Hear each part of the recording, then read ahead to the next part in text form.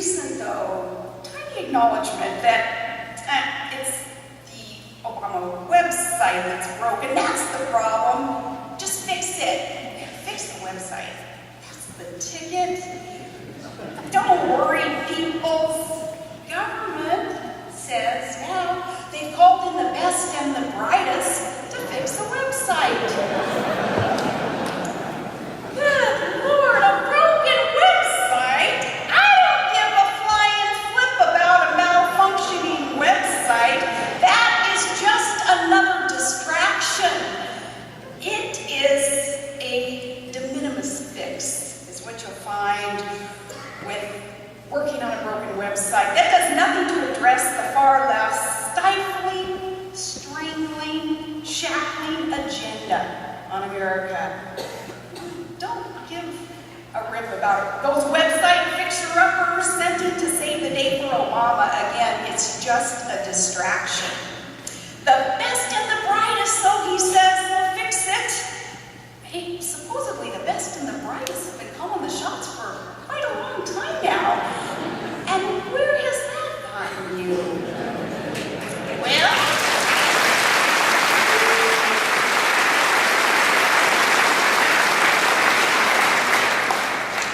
what do the best and brightest have to show for it?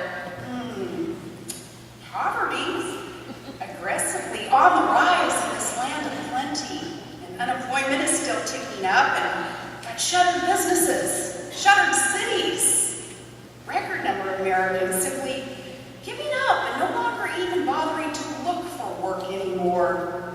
Welfare lines are growing, and national debt grown so large in the last 5 years. It's increased 50% under this administration, and those who have been too chicken to stand up against incurring even more debt.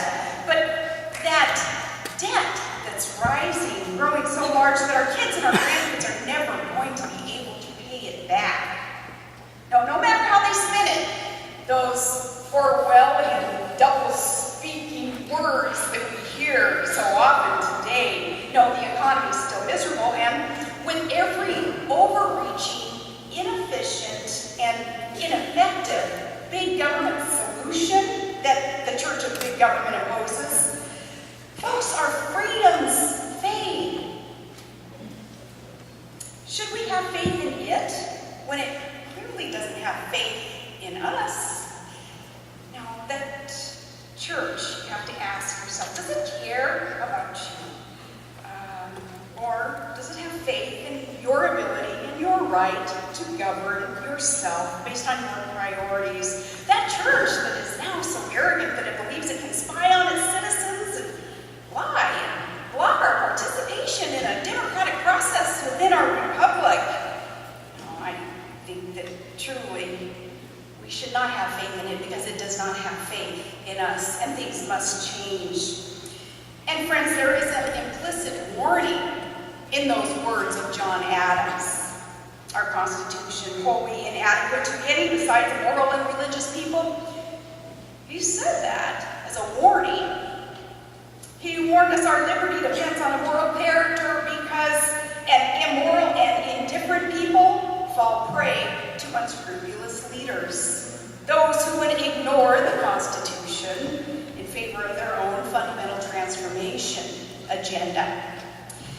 He had that warning, I think, providentially, and he left us that gift of a warning.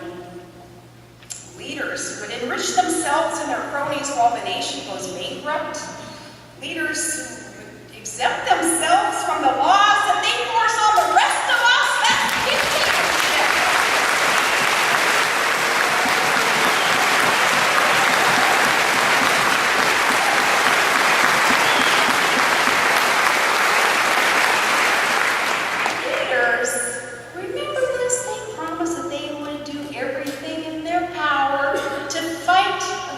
Socialized medicine against Obamacare. But when it came time to stand and defund it, they waved the white flag of surrender and they threw under the bus the good guys who did stand up and fight for their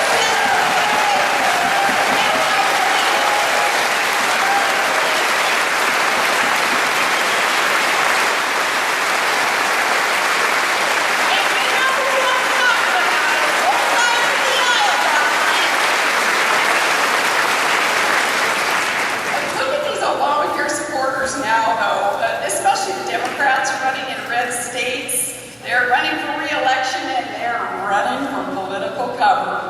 They're scurrying away from so many lies and arrogantly assuming that, we're just too dense or too busy anyway to do anything about it as they try to rewrite history. But, well, you know me well enough to know that I'm not going to just preach to the choir and repeat and remind you all what the problem is. You know what the problem is. I like a call to action, like talking solutions. So, here we go. I want to encourage you to make your voice heard, to hold politicians accountable. Tell those around you, your friends, your colleagues, tell anyone who will listen that, ask them, you like your government? You can keep your government. Just keep sitting on your thumbs and acting indifferent, and you're going to keep the government that we have. No, instead, get involved. Get involved with those independent, patriotic, grassroots Tea Party movements that are out there.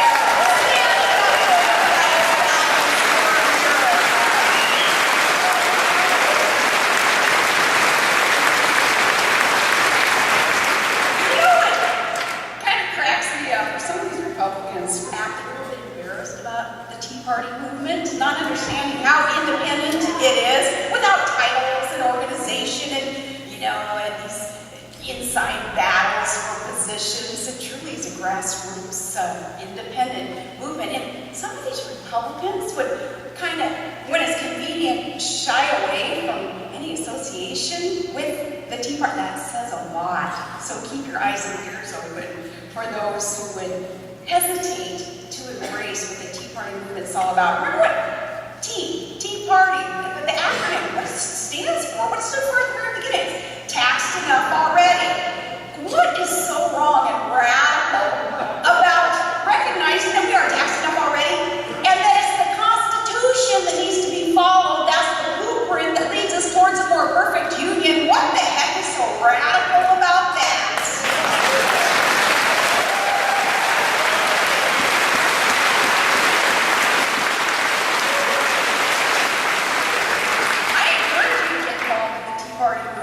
Don't stay home and, like I say, don't just preach to the choir. The 2014 midterm elections, thankfully, are just around the corner, as Phyllis Shapley alluded to. Be courageously a part of this next election cycle. Man, keep the faith. And the fact that you are here tonight, that proves your passion, your courage, the commitment that it does take to make that positive difference. It's so needed in America. It proves that you still care. So keep the faith and share it, and know that you have a role and a responsibility in protecting the heart of a free America. Now stiffen our spines, and remember, though sometimes it may be kind of hard to believe, remember that elections come and go, so the era of Obama is coming to an end, I promise.